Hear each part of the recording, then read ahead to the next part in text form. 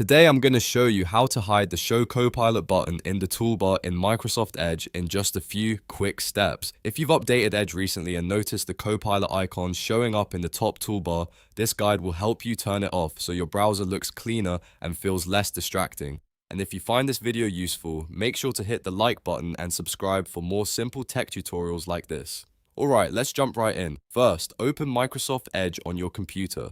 Once the browser is open, look toward the top right area where you'll see the Copilot button sitting in the toolbar. To remove it, you need to go into Edge Settings. Click the three-dot menu in the upper right corner of the browser to open the main menu. From there, choose Settings. This will take you to the Edge Settings page where you can manage browser preferences. In the left-hand menu, look for the section called Copilot and AI.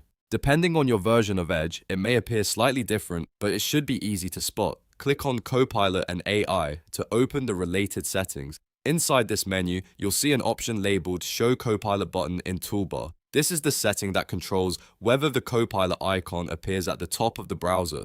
To hide it, simply toggle this option off. As soon as you switch it off, the Copilot button should disappear from the toolbar right away. If it doesn't vanish instantly, refresh Edge or close and reopen the browser once just to make sure the change applies. And that's it.